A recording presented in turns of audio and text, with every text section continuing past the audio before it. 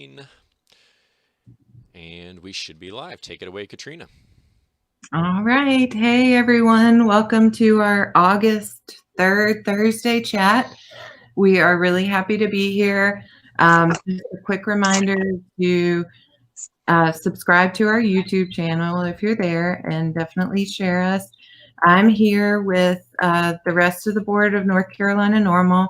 We have Zach, our board chair, Ann, our treasurer, Dylan's the secretary, and Lauren, the deputy director. If you're on YouTube, you might be chatting with Carrie, our events chair, and Italo is on Instagram, and Ann is on Facebook. Before I get started here, I just want to give a shout out to my fellow parents of school-age children this week. You're probably as exhausted as I am. Thanks to the General Assembly, we got to start school on third Thursday week instead of next week is what we were scheduled to. But so it's been a wild and crazy week for lots of people across the state. So before I introduce our guest, Lamar, for the evening, I just wanted to remind you of a few things that are happening that might be of interest to you. On the 23rd at 1 o'clock, we are having an effective advocacy training. So you can actually RSVP to that. You do need to RSVP if you want to attend in person. You can find that on the effective advocacy section of our website, ncnormal.org. And you may remember our campaign called #MyNCCannabisStory. So for those of you who have submitted stories, thank you. They're really wonderful and they're really great. So definitely go out to our website, all of you. There's a My NC Cannabis Story section where you can read these compelling stories and maybe get inspired to send us your own story. You'll find the form out there with some tips to help you develop your video or written story, and you will get a t-shirt. So for those who have sent stories already, your t-shirts are coming, and you will be enjoying those soon enough. We are working on getting them out there. So if you have, the next thing I want to talk about, oh, and one more thing on the cannabis stories, they are 100% anonymous. So, don't feel worried about that. We just made them completely anonymous. So just send them on in. It helps to hear the human impact behind where we're at with cannabis. So, and then the next thing I want to talk about is just the movement for legalization. If you've wondered whether or not you have anything to offer, I just want you to know that you do. Everybody does. Everyone has something that they can bring, an idea, a talent. So as you know, we've been building this sort of foundation for a long time. And one of the things is we're trying to make it easier for people to pop in and volunteer and get to do the work that they enjoy. Not everybody wants to do the slog of, strategic planning or tax filings or anything like that, but there's so much to do. And with that foundation, I'm really excited to say that one of our recent outcomes is a new volunteer support program led by Lauren. And it's really meant to ease your path into figuring out what your little niche is in the movement for cannabis legalization. So if you haven't already, fill out the Get Involved form on the website and you'll get an email inviting you to an orientation session. And that'll help you learn what you need to know to get started, get set up in our tools and everything. So just remember, nobody's an expert. Speaking for myself, I've learned so much that I never would have imagined. We have other advocates who are learning website building and maintaining, which is not anything they ever expected to know. We have folks who are learning social media campaigns. So you've heard us talk about this before. We're big fans of failing forward. We don't expect perfection. There is really no such thing as perfection. Nobody really knows what that looks like. So, and if you want to see evidence that we're advocates for failing forward, go back and check our past Third Thursday chats. We're just plugging along and doing better each time, hopefully. And just a reminder, we are out on Facebook, Twitter, Instagram, LinkedIn, and YouTube. And just make sure you're getting our weekly emails by signing up. So one last thing before I turn it over to Lamar. Our themes coming up for the next 2 months.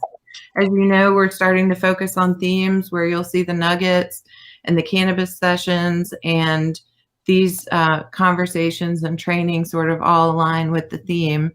Our theme of September is that we are active and voting cannabis advocates. So look forward to some great things coming from that. And October's theme is simply going to be vote. And you'll be learning a lot more about this great tool that we have to help us all become better educated voters. So back to the present. So as you all know, the theme for August is criminal injustice. So we've been discussing how discretion is really available at all levels of the system, which, as we know, can exacerbate inequities, and it can result in outsized punishment and horrific impact for people who aren't wealthy especially. So, but there's a flip side of discretion. As you may have noticed in this week's nugget, some prosecutors are using discretion to reduce or eliminate charges for cannabis possession, misdemeanor possession. So Lamar Proctor is the perfect guest for this month because he has served as in prosecution and defense. And he'll be talking about some of the ways that things work today in the court system. And, you never know where there's potential as we still continue to work on the General Assembly. Ultimately, we have to change the laws, but that doesn't mean there's nothing we can be doing in the meantime. So Lamar Proctor has served in prosecution, as I mentioned, prosecution and defense. He has over 20 years of service as a trial lawyer and litigator. He served our community in Orange County for 13 years as an assistant district attorney, and prosecuting homicides, sexual assaults, child abuse, and drug and property crimes. And prior to that, he served as a prosecutor in Brooklyn. And now he is an assistant capital defender on the defense side, representing indigent clients with homicides throughout central North Carolina. Lamar is absolutely committed to criminal justice reform and using the system to give people the resources they need to overcome difficulties and make their community stronger. So please join me in welcoming Lamar Proctor to our NC space. And if you have questions along the way, you should be able to find us and be able to chat them in Instagram, YouTube, or Facebook. Not 100% sure on Instagram, but hopefully, and we will try to get to them all. So Lamar, please take it away. Thank you. Thanks for joining us. Yes, thanks for having me. Thank you, Katrina. Can everyone hear me okay? Gotcha. Okay, great. Loud and clear. Cool. So I wanted to start with just some stats. I did a little research, and the ACLU site has really good stats from 2018, and specifically about North Carolina. Arrests for possession of marijuana make up 53% of all drug arrests. So that's over half of the drug arrests in the state are for marijuana possession.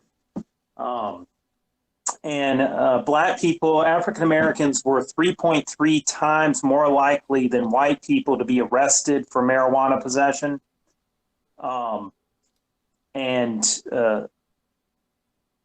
Statewide, marijuana possession arrests were higher than all other drug arrests per 100,000 people.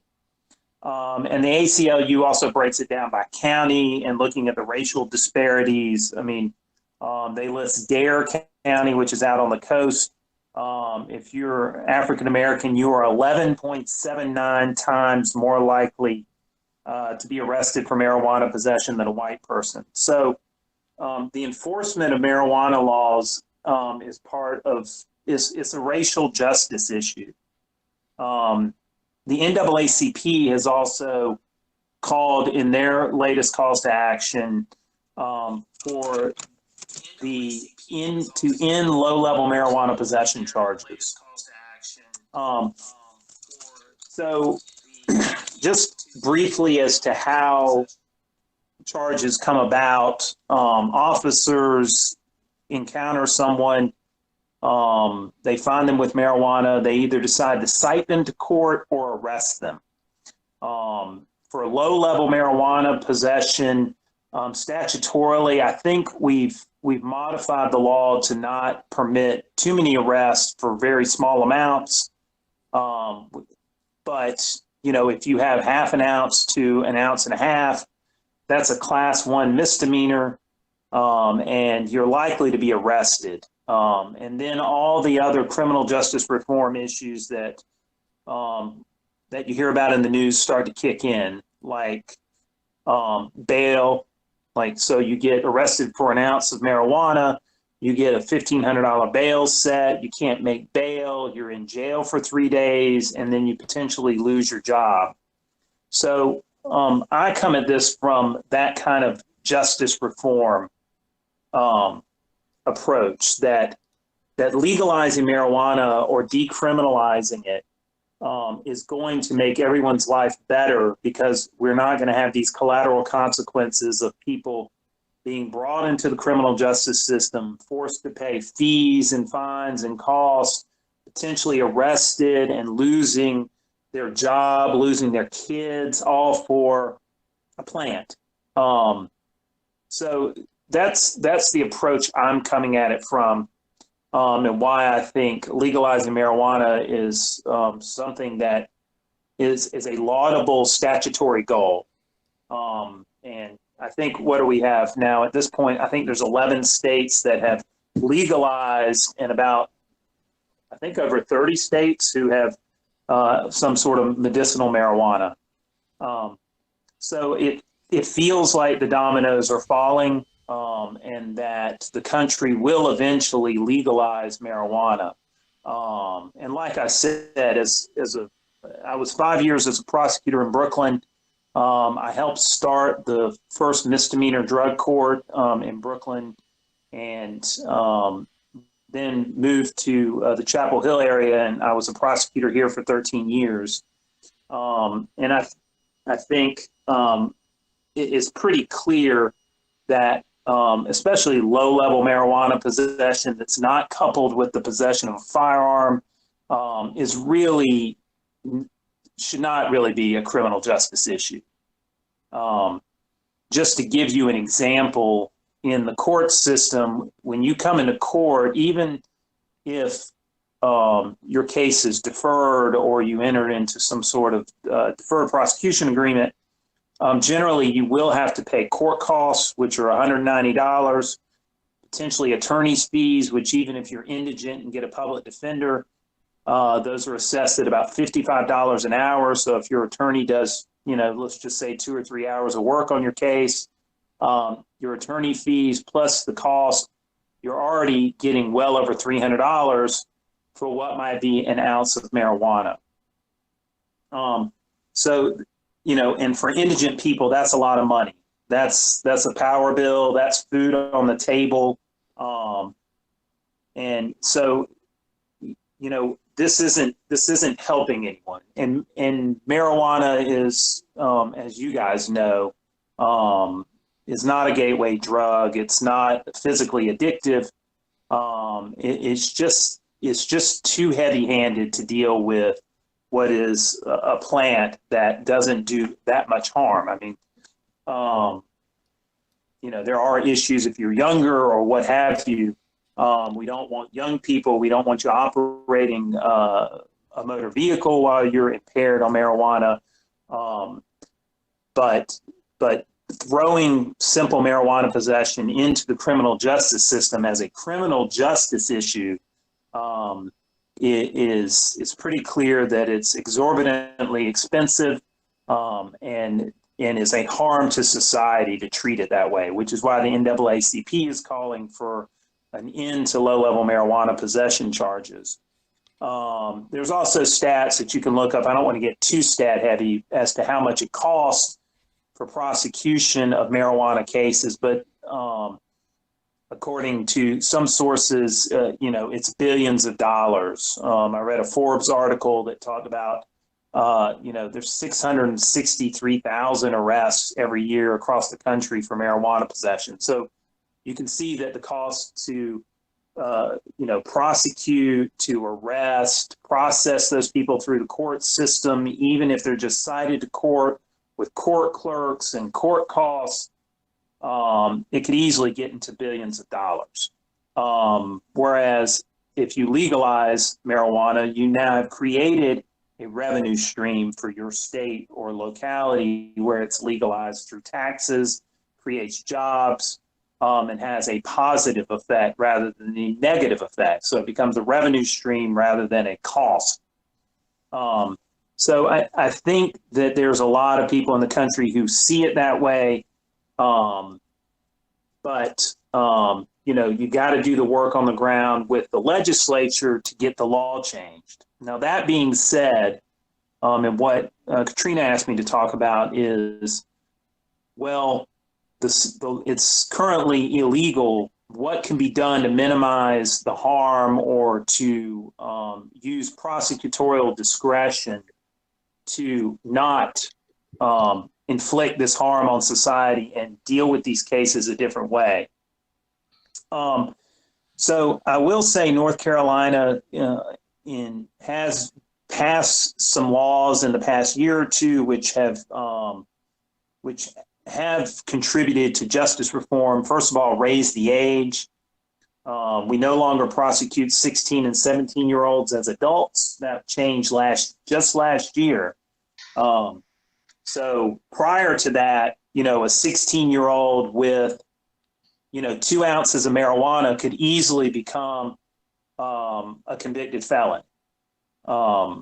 But now, thank goodness, we've raised the age. So 16 and 17-year-olds are handled in juvenile court.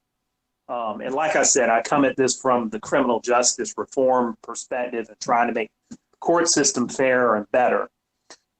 So that's been good. We've also passed the Second Chance Act, which allows for people to get expunctions of misdemeanors and felonies, low-level felonies, nonviolent felonies.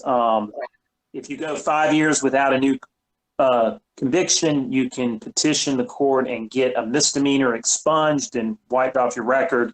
And for a felony, it takes 10 years. So there's that.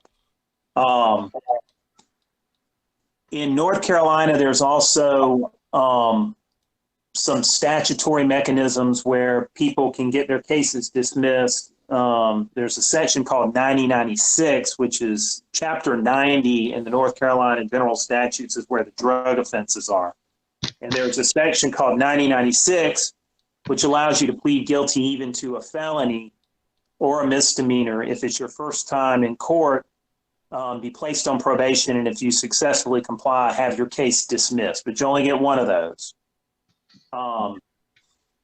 There's also, and so that's useful for low-level felonies, like if someone has a grow operation and they have, let's say, 5 or 10 plants, or if they have a couple of ounces, they're below trafficking weight,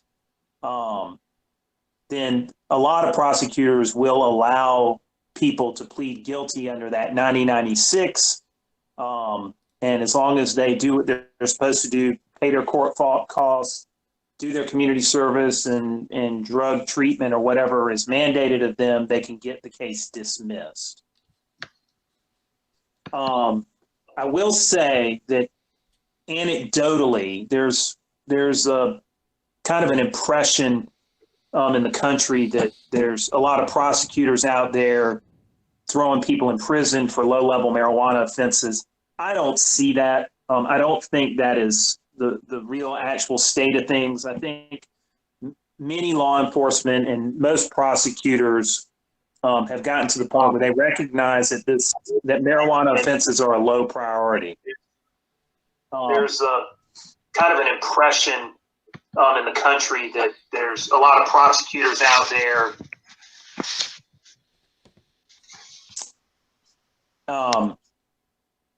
And what I see in court is, especially for low-level offenses, these cases come in a very busy misdemeanor criminal court. And the prosecutor looks at the warrant and they see, a quarter ounce, half an ounce of marijuana. And they just look at the attorney and they say, hey, court costs in 24 hours community service or 8 hours community service. And, I'll give your client a month to do it and I'll dismiss it. That's generally how low-level offenses are handled. They're handled in a very kind of offhanded way because there's no victim. It's a low priority offense. And so that's what you see in courtrooms, I would hazard to say, throughout the state for low-level offenses. I spoke with the Durham DA's office, who is, Satana DeBerry over there is the elected DA, and she's a very progressive-minded prosecutor. Their general policy is they don't really prosecute less than 1.5 ounces of marijuana, unless there's some special circumstance. If the defendant is, some sort of law enforcement issue, or if they're I would imagine if they're on probation or they're found with a firearm, there needs to be some aggravating circumstance. But generally, they generally decline for less than 1.5 ounces. And if it's greater than 1.5 ounces, which I believe is felony weight in North Carolina, they generally break those down to misdemeanors and let people plead to the misdemeanor. So that's the general picture of how things stand right now. I do think that marijuana is a low law enforcement priority for most jurisdictions, most offices. I think most prosecutors' offices routinely give deferrals and allow people to jump through certain hoops, and then they get their case dismissed, or they break it down to misdemeanors. But it is very, very county specific. So what you see in Dare County will be different from what you see in Orange County, from Durham, or from Alamance. And there are counties that are politically conservative, where if you're found with, a number of plants, they will fully prosecute you for manufacturing as a felony,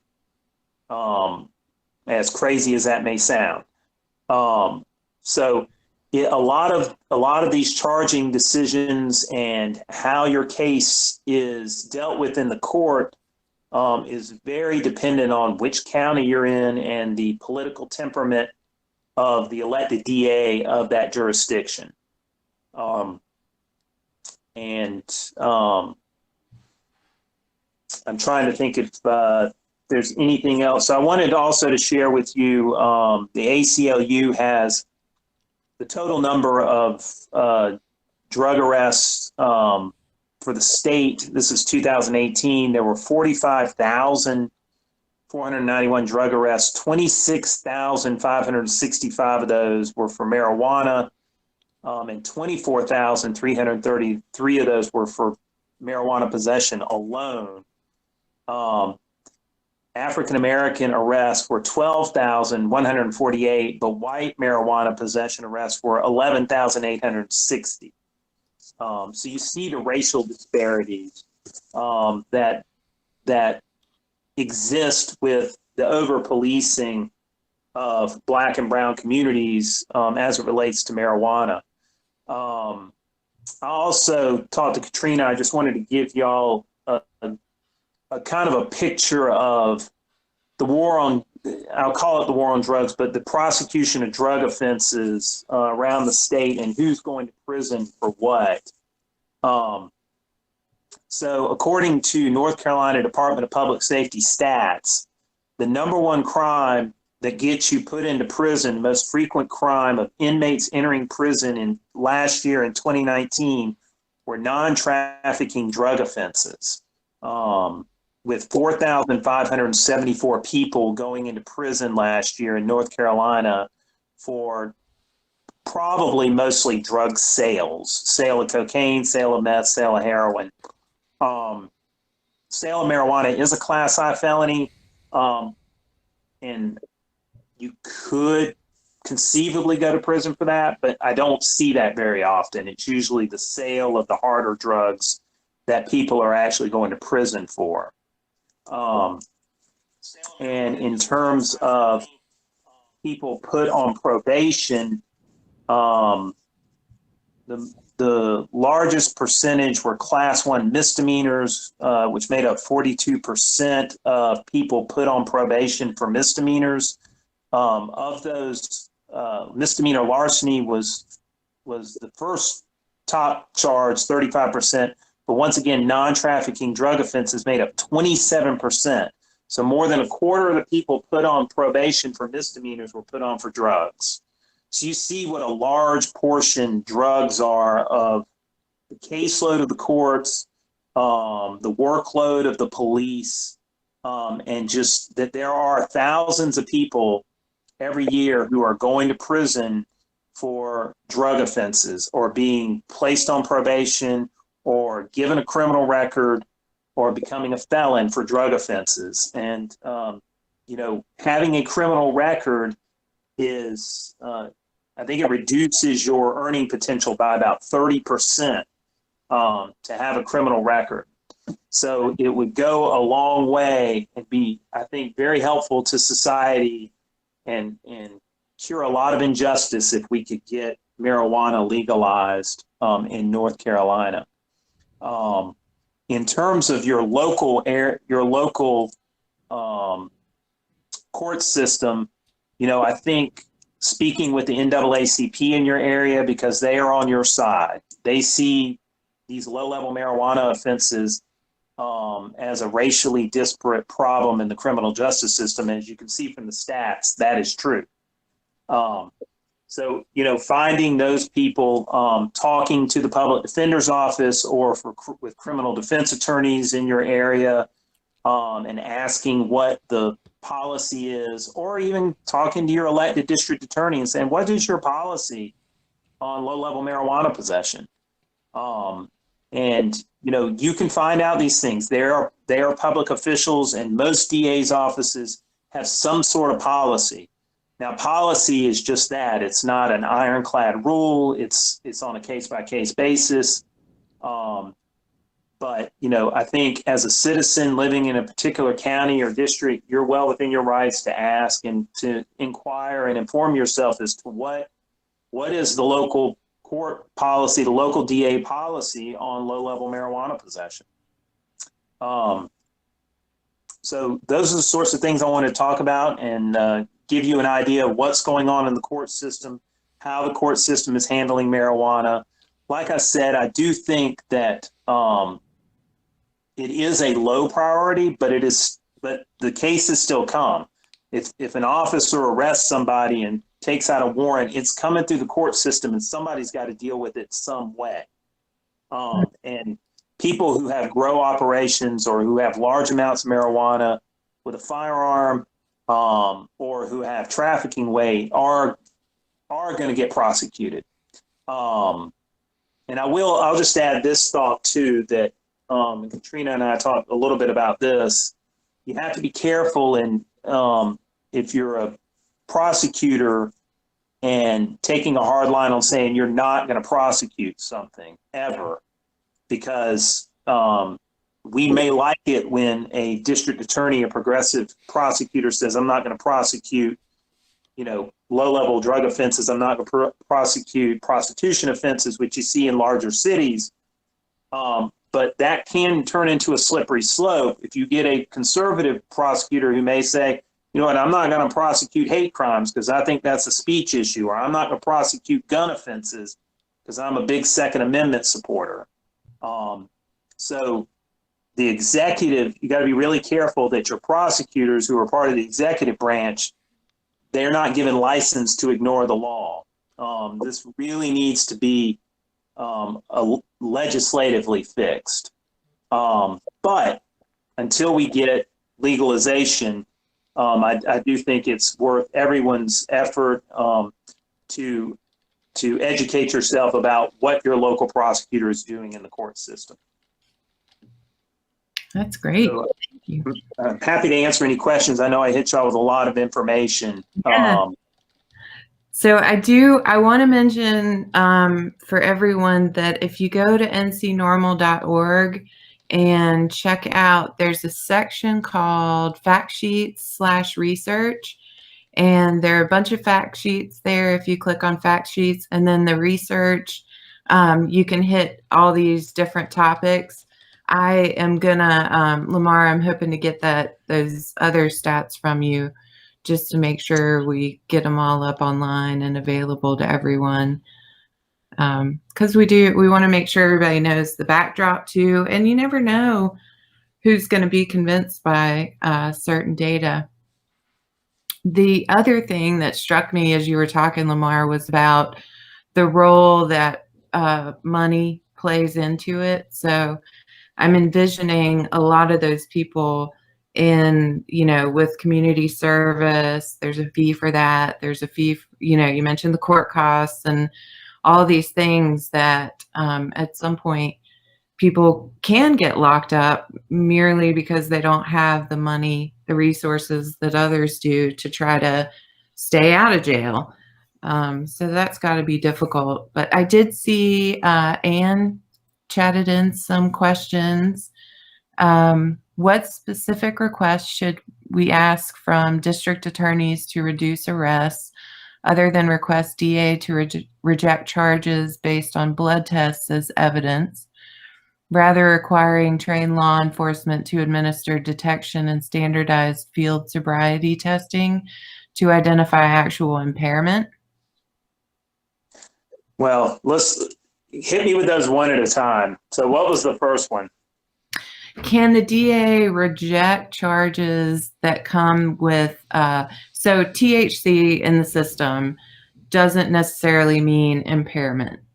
So people can have THC in their blood and urine for a month after use.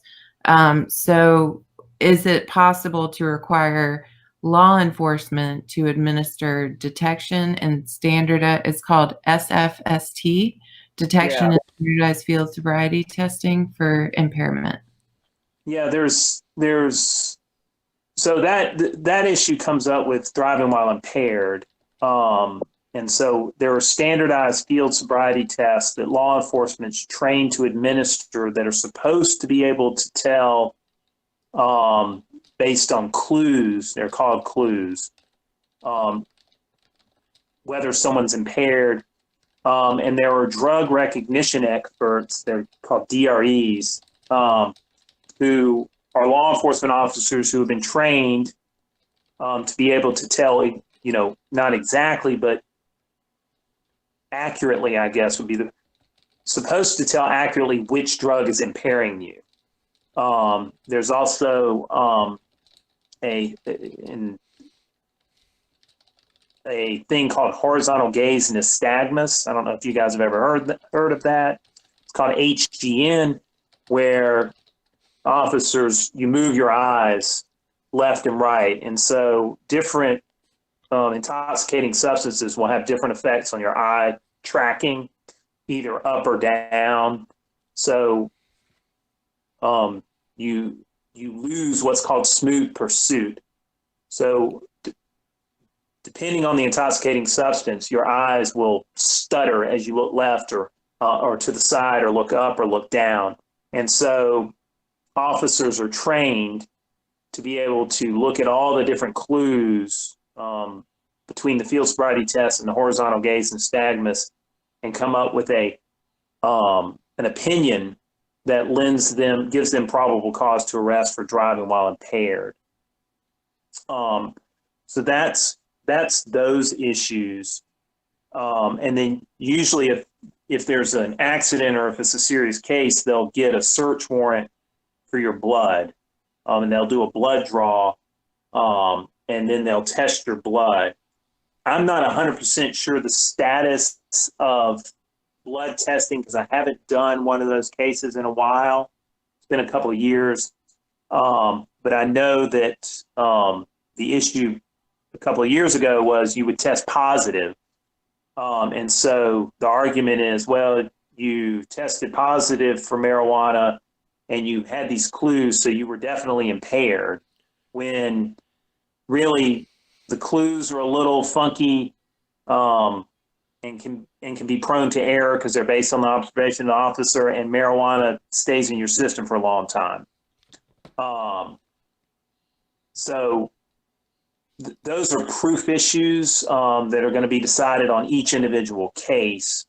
I do know that they were moving in terms of testing to be able to actually determine amounts of certain metabolites in your blood when they do a blood test. I don't know how far that's gotten, but I did see someone mention lab fees. Yes, if you're prosecuted for a serious felony case or even a misdemeanor case, or a DWI, and you get convicted, you're going to have to pay hundreds of dollars of lab fees for either the substance being tested at the lab to determine it was actually marijuana, or for your blood to be tested if it's a DWI, drive while impaired.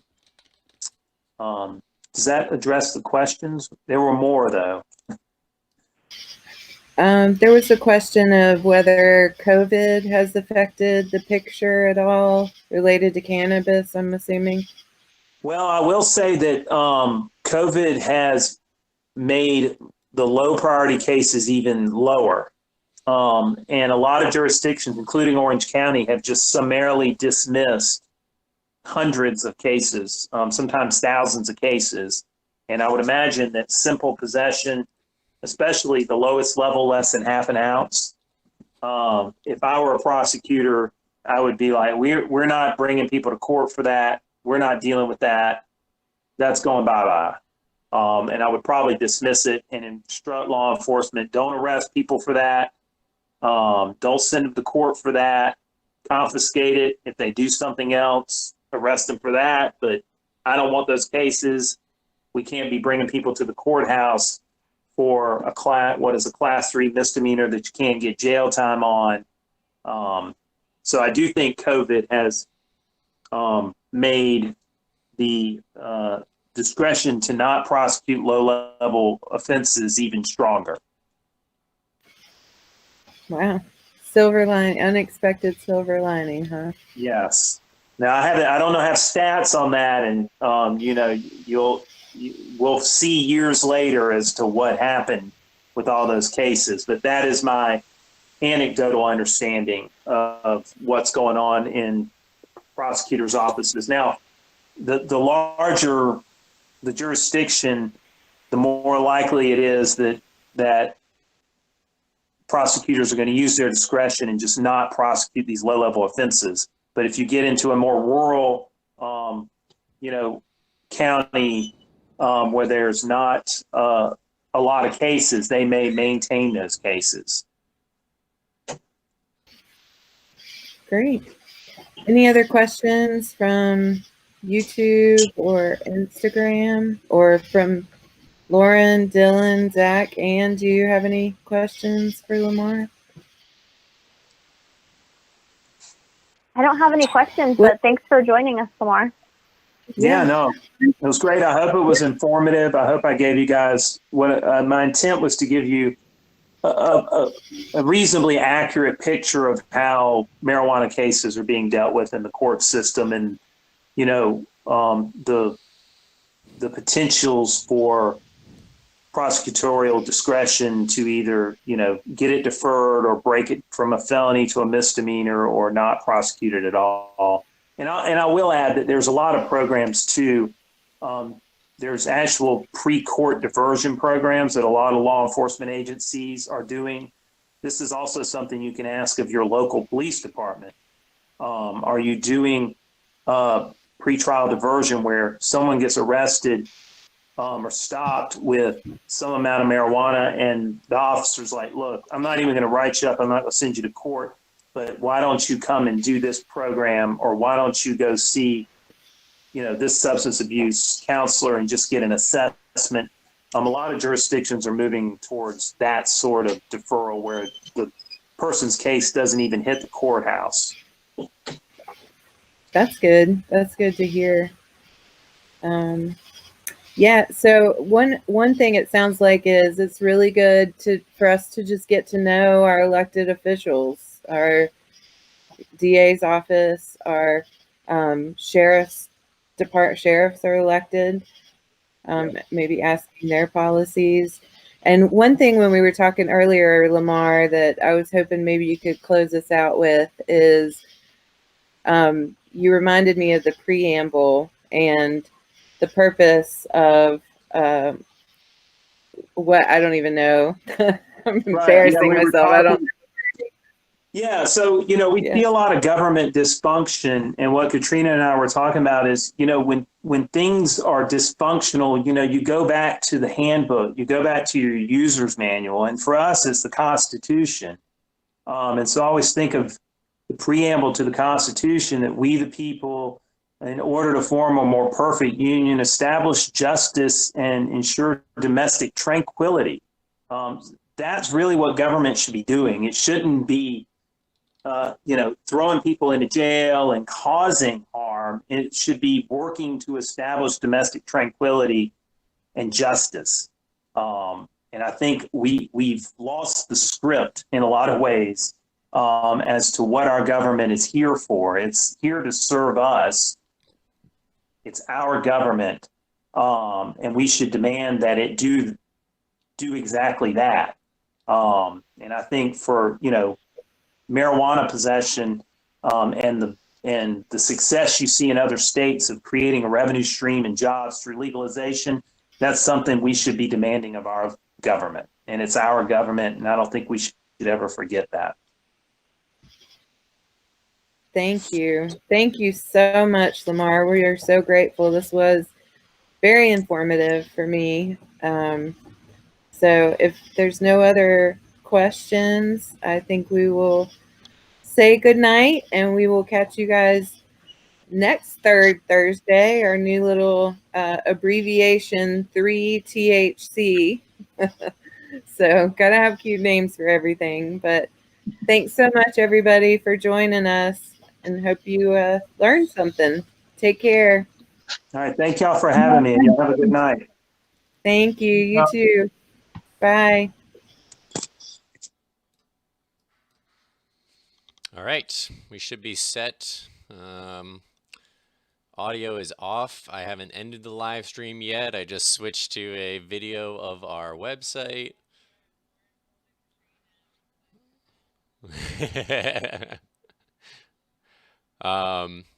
Experimented with a couple. Oh, whoops! I forgot to unmute myself. My bad. Yeah, we are. Are you? Yeah, you're watching, Zach. So yeah, experimented with a couple things. Oh, they can still hear me. Hello. My mistake. Goodbye. Have a good one.